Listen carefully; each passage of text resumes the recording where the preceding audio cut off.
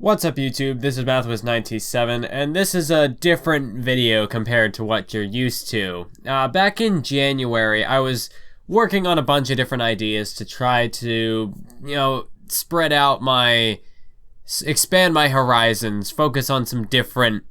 Basically, January was a very experimental month, where I was just kind of throwing a bunch of ideas at the wall just to kind of see what did I want to stick with, what was something that, I thought would be kind of interesting to continue with in the future. I made videos like the UCW Chronicles. We had the top 5 AMVs video, which has led me to make more anime videos. I actually have a separate channel for those videos if you somehow haven't heard of it yet, even though I've been promoting it on several other videos, including WrestleMania. So, yeah, I have a second channel now. I make anime videos. So that started back in January. I made my top YouTubers I found that year video. It's just a bunch of different ideas with things that I was working on at the time. I started Universe Mode 101 as well in that time. But there was another idea that I had that I just kind of forgot about, though I had a script for it written, which is what you're looking at on screen right now. Basically, I had this idea for fantasy booking stuff because I've fallen out of interest with the WWE, but at the time of writing this, I was still pretty invested in NXT, and I was noticing things with the brand. Obviously, I made 2 separate videos on the best and worst of NXT in 2016, which I highly recommend that you check out before or after this video. The context really doesn't necessarily matter, but when I was working on all these different types of videos in January, I had this idea for a fantasy booking series where I would talk about bringing somebody from the main roster who wasn't really doing that well, bringing them back to NXT to spice things up on the NXT roster, like how they did with Tyson Kidd in 2014. That was one of my favorite aspects of NXT, the early days, was that people from the main roster could come down and help to establish some more credibility for these guys, these NXT superstars, give them an experienced worker to run with. This was also back when NXT focused more on developing new stars rather than pre-established names from the independent scene like Austin Aries, Bobby Roode, Nakamura, those types of people. But basically with NXT, this series that I was going to be doing, this fantasy booking series, was... let's talk about who can we bring back to NXT and how would I do it. I had 2 ideas for this. One of them was for Tyler Breeze, but I never actually typed anything out for that one. And this isn't the series that I plan on actually starting or reviving. Unless I would somehow upload this and it does super well, then maybe I'll consider it. But this video isn't scripted. It's just me sort of rambling on, so I highly doubt it will. But this idea for bringing people back to NXT, I had one video where I actually came up with a whole scenario. It was sort of open-ended because my idea with this series was, with NXT, NXT's constantly evolving. So you have new talent coming up, whether that's, people from the developmental system like Tino Sabatelli and Riddick Moss, or Authors of Pain, or those kind of people. You do have those guys coming up, but then you've also got guys like Johnny Gargano, Tommaso Ciampa, all these guys who are coming in from elsewhere who don't really need, they're already pre-established. And how did I get here? I completely lost where I was going with that sentence, so I apologize for that. But basically, my idea was that we bring guys back to NXT to elevate other people, and it's really tough to do now with the brand split, because the main roster, they need all the talent that they can get, even though there are lots of people on the main roster who they don't really use. I know Adrian Neville was a big example of that, but they finally started using him. Cruiserweights could be used more effectively, but why would we do that? Yeah, I don't know. Main roster, I still say that the main roster, they kind of need all the people that they have, even if they have to learn to use them better, more so Monday Night Raw than with SmackDown, but main roster, they need the people that they have, so it'd be very difficult to actually pull this off, to bring someone down to NXT. But my idea, now I remember what I was trying to say earlier, leaving it sort of open-ended because the talent pool is constantly going to be changing. So I can't really predict who's going to be on the roster, the NXT roster, 6 months from now. Because new guys could come up and they could become a big thing. Like the Revival, when they won the NXT tag titles, they went from being job guys to, the NXT tag team champions almost out of nowhere. It wasn't quite as out of nowhere as Blake and Murphy was, but the Revival were another sort of success story where they just sort of, they were job talent enhancement guys, and after a while they worked on their characters, I guess, and just flipped a switch, and suddenly they were one of the top teams in the division. The Dusty Classic definitely helped with that. So these would never really be very concrete ideas. I would probably come up with, for this one, I think I came up with a couple of different takeovers in advance, which might have been over the course of the first half of 2017. I think I went up to Takeover Brooklyn 3. You can see in the script was an idea that I had. But basically, my idea was that the Revival needed to move up. I don't know why the Revival is still in NXT. Of course, the last episode of NXT that I watched was, I think, a February episode, somewhere in the middle of February. But I've lost interest in NXT as well. I feel like at some point I'm going to end up getting into New Japan after watching the most recent Wrestle Kingdom, although I only saw one match, which was the godliest of all matches, Omega versus Okada, and that was just, Shinsuke Nakamura versus Sami Zayn was really good. That was my favorite match that I had seen, at least seeing it live while I was there to experience it. Because I feel like there's a bit of a disconnect. If I look back at something say, well, no, there isn't really. I don't know what I'm trying to say. Because, I remember Shawn Michaels versus The Undertaker. That was a classic. But for some reason, watching it live just makes it stand out a lot more in my mind. I didn't watch Omega vs. Okada live, though. But I can still... I don't know. To me, that's one of the best matches I've seen. If not the best. If I had to rank a top 5 list of matches of all time, Zayn versus Nakamura would definitely be up there, but Omega and Okada would be somewhere really close, if not, it was better than Nakamura Zayn. Who am I kidding? Although I think the live experience of watching Nakamura Zayn would have probably given me a bit more of a nostalgia edge to have that give that the advantage. But anyway, I'm getting off track on a tangent. So what was going to happen was TM61, forget which member got injured, but a member of TM61 was injured, so the Revival, TM61 was written off, the Revival destroyed them, and what I was going to have the Revival cut a promo about how DIY has the tag titles. Of course, after writing this, the Authors of Pain won the NXT tag team titles. Because this was written, the last edit on this document was January 28th, and I don't remember where that falls with the NXT timeline. I forget when the last takeover was. It was for the Royal Rumble, so I think it would have happened by now. But I believe I would have written this a little bit before where this last edit was, because I think I wrote this before Takeover Dallas. No, not Dallas. What the heck was it? Takeover San Antonio. That's what I'm thinking of. I don't remember when I had this written, but apparently DIY was the tag team champions at the time. But yeah, the Revival, they're the best tag team on the planet. 2-time champs, the best team that NXT has ever produced. And that's when the Ascension's music hits. Of course, the Ascension, whenever they come to NXT, they're always treated like a big deal. People remember that that the Ascension, they were the longest reigning NXT tag team champions. They held those titles for, was it over a year or almost a year? Either way, they dominated the NXT tag team division. So the Ascension, they come back. The Revival, they back down because they're saying, well, we're the best tag team that NXT has ever produced. The Ascension comes out, the Revival, these are former NXT tag team champions they're squaring off against, so the Revival backs down. Then the next week, we get a squash match between the Ascension and Tino Sabbatelli and Riddick Moss.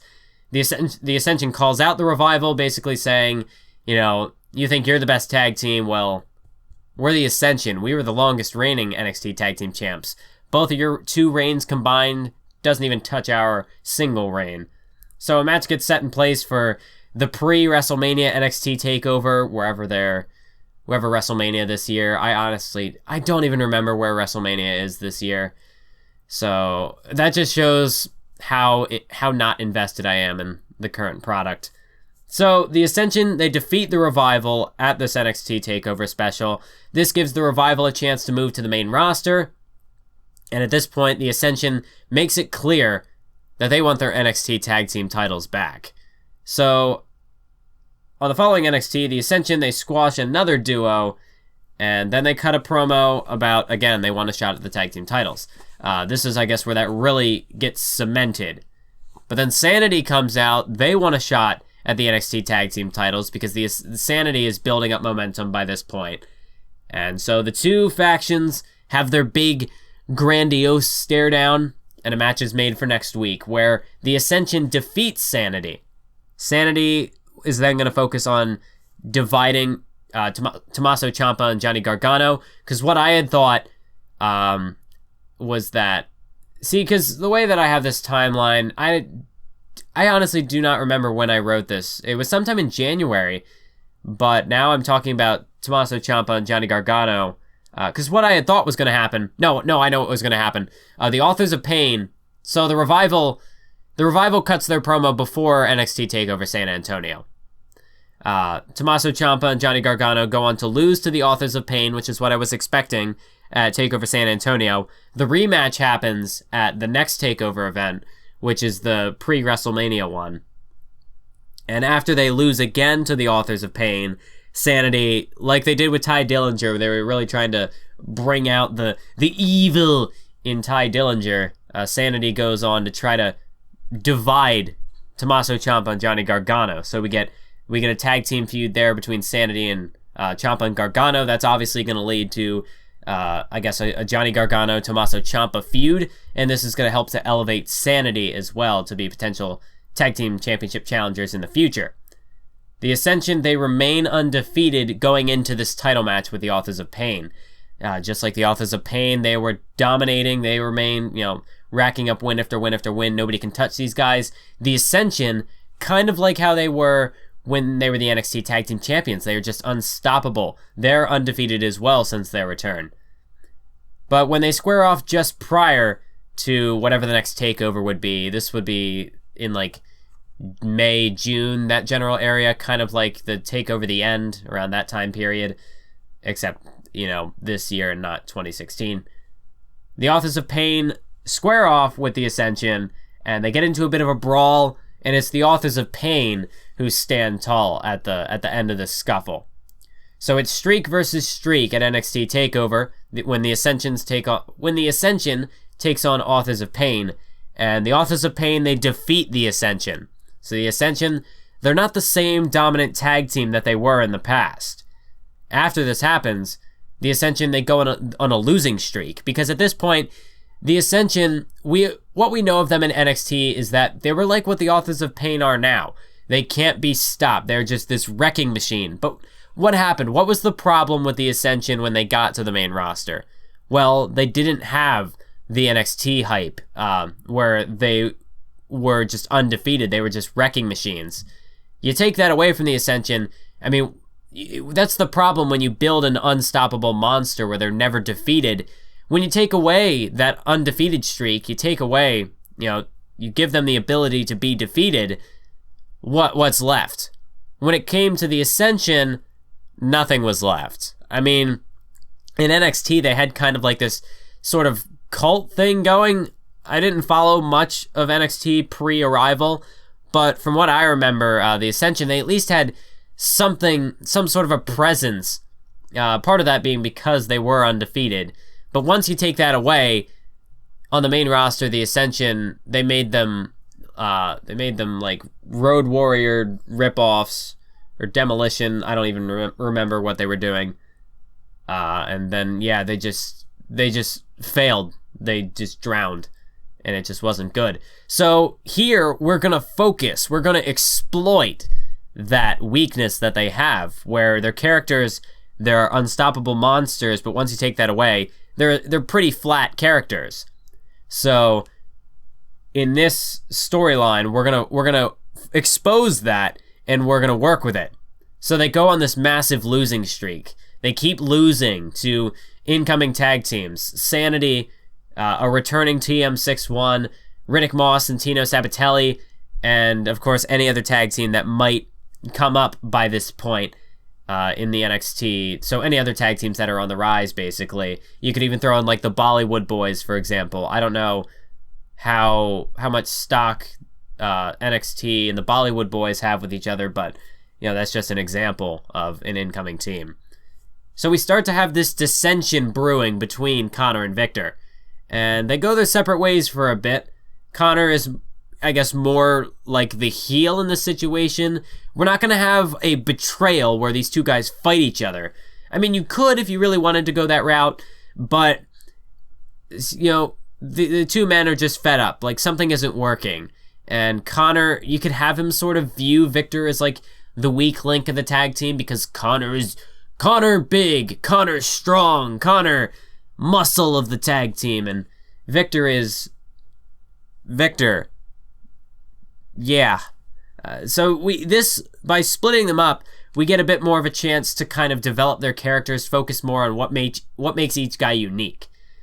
But they end up both still losing singles matches. This is a chance to put over these top guys, kind of like what NXT did with Blake and Murphy for a while, where it would eventually lead to a Blake and Murphy match, but we never freaking got the match.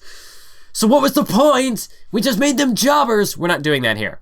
They are losing, but it's building into this idea that the Ascension, they're not what they once were. Even they split up, they're not a tag team, and even then they're still losing. They just can't reignite that spark that they had in their first NXT run. And this gives a chance to put over perhaps guys going into the NXT title picture, the NXT champion, whoever it'll be at the time. Put over guys like Andrade Almas, Elias Sampson, Roderick Strong, anybody like that. And someone else new could come to the roster as well. But it gives a bit more of the higher level enhancement talent, while also continuing to build into this storyline of the Ascension can't accomplish anything now that they're back in NXT. So one day, Victor bumps into the Authors of Pain backstage. They're still the NXT champions by this point. Or you could have the Authors of Pain drop the titles to... Actually, in the script I said that the Authors of Pain... I said that they should have dropped the titles to TM61, but honestly, there could be another tag team that comes up on NXT. And in fact, I don't know. I almost would rather it be another tag team, because I feel like TM61... I don't know. I don't have very strong feelings for the way that TM61 has been booked in NXT. But they could win. I mean, after they come back from their injury, you could kind of start fresh with them, have them overcome the Authors of Pain, get some redemption for the Dusty Tag Team Classic. So you could have TM61 win the titles. It could be somebody else, some other tag team, whatever else NXT would have built up by this point. But Victor bumps into the Authors of Pain, so I lied. They're no longer the tag team champions. And they get into a bit of an argument, and these two guys, these two behemoths, they just start beating him down. They tear him apart. So on the following week, Victor is given a tag team match against both members of the Authors of Pain, and it's his job to find a partner for the match. Well, he can't find one. So Victor gets into this handicap matchup against the Authors of Pain, and naturally, he gets decimated. After the match, the Authors of Pain continue to attack Victor, take out their frustrations over losing the NXT tag team titles, and the Authors of Pain are sort of falling into this similar situation where the Authors of Pain are how the Ascension was this dominant force, but then you see them falling apart. The Authors of Pain, it seems as though they're kind of falling in that same direction after losing the NXT tag team titles. That illusion that they are unstoppable has been broken, and it's them sort of trying to come to terms with that. So they continue to attack Victor until Connor comes out, and he clears the ring, gets rid of both members of the Authors of Pain, and we'd get a rematch made for whatever the next takeover would be. I think this is what? Takeover Brooklyn. No, this is after what would be Takeover Brooklyn 3. So this would have gone on for a little while. So whatever the next takeover would be in like October, November-ish. I don't know. The Authors of Pain could get called up by this point, but for the sake of this storyline, we'll say that they haven't been yet. So the Authors of Pain take on the Ascension in a rematch, and this time it's the Ascension who gets the win. The Authors of Pain, they can be promoted to the main roster to work there. Maybe they could do kind of like what Murph's YT13 did and make the Authors of Pain like heavies for Triple H. Maybe pull like a Team Rollins thing like what I did in Universe Mode, where you can have guys like Samoa Joe and the Authors of Pain, or heck, form an entirely new faction that, get this, isn't focused around guys from the past. I know it's such a foreign concept. Like, not everything has to be about the authority figures. Not everything has to be about Triple H, a guy who barely wrestles anymore, but yet he still gets a match at WrestleMania each year. Maybe have a guy, like my Seth Rollins in Universe Mode. Make a guy who, this arrogant heel, and give him a faction. Give him a group to hide behind. Like what Triple H could do with Evolution. Make that kind of a thing. Get a good tag team going. You could throw together like the Authors of Pain. A guy like Samoa Joe. It doesn't have to be Joe, but it could be somebody. And you make a big faction there. It's simple stuff. But, whatever you want to do with the Authors of Pain on the main roster. So they get promoted. After they get promoted, the way that I see it, it's kind of like a give and take. In this case, that was basically my idea for this scenario, was I'd bring one guy down or one team and in exchange send somebody up. So in this case, the Revival goes to the main roster, the Ascension fills that role. When the Authors of Pain get promoted to the main roster, you can bring down the Vaudevillains or the Hype Bros, whatever tag team is floundering on the main roster and you have nothing to do with. This is, of course, assuming that they haven't been fired yet. I don't know. I feel like the Vaudevillains would probably be... I don't know, because NXT, they already did the Vaudevillains. Like, they had them in NXT for such a long time where they were able to... I think they started as heels, and then they turned face, and they were the NXT Tag Champions for a while, and then they went back to being heels. Ultimately, the Vaudevillains just work better as heels, in my opinion. I don't know, they work either way, but somehow they still can't get it right on the main roster. I don't get it. But yeah, you bring down a team like that, someone who's not doing anything. And after this, this is where it gets open-ended, because I don't know who's going to be in the NXT roster like a year from now. So I can't really book too far in advance. But you could either put the Ascension back in the NXT title picture and have them either potentially win if you really want to go that far, or you use the Ascension to put over whatever the top tag team is in NXT. Or you could just put them up against another up-and-coming stable. They don't have to be the champions. You have them lose and then bring them back to the main roster now that they've got some buzz about them, because we've fleshed out the Ascension beyond just being a team that wins all the time, and that's it. Hopefully these singles runs can kind of give Connor and Victor a bit more personality individually, rather than... it would help to you really flesh out the Ascension as a tag team, work on that gimmick, but then also, work with Connor and Victor as single stars. Hopefully try to work on whatever charisma these two guys have, if they have any at all. But yeah, just try to do something to make both guys unique, and at the same time make the tag team more unique. And that way you can bring them back up to the main roster, and they can do something there. The whole give and take idea was basically because, like I said in the beginning of the video, the main roster needs whatever help they can get. So that was supposed to try to make it more reasonable to bring guys down from the main roster, because we're sending somebody up in return. So I think it would be a little more manageable to do things that way. But you never know. Anyways, that's it for this video. That was basically... It was going to be more scripted, this idea, but I ended up just losing interest in it. I actually just forgot that it existed, and I never recorded it in January when I was going through my big when I was going through my phase of trying to make all these unique videos. So I found the script in my Google Drive, so I figured I already I already spent the time writing the script. So I'm just gonna make a video about it.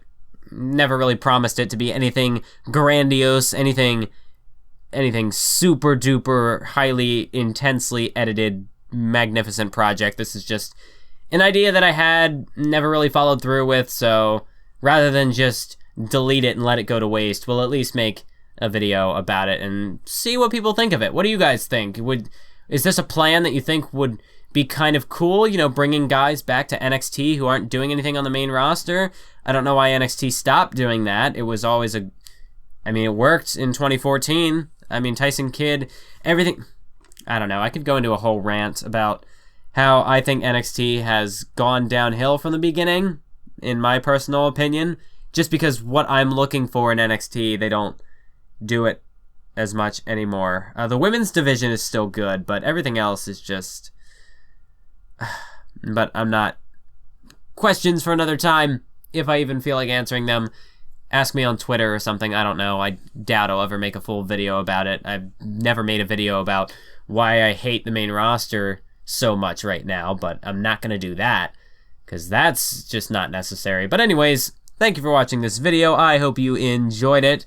If you want to take this concept and run with it, you know, take my sort of groundwork of guidelines for, you know, how to fantasy book this type of thing, and if you want to run with it, if you want to run with my Tyler Breeze idea, if you think you've got a cool way to bring Tyler Breeze back to NXT, then go for it, by all means. I'm not going to be doing anything with this series, at least I don't expect to. But yeah, that's it for this video. Thank you for joining me, as always, and until next time, keep on YouTubing. So after that, yeah.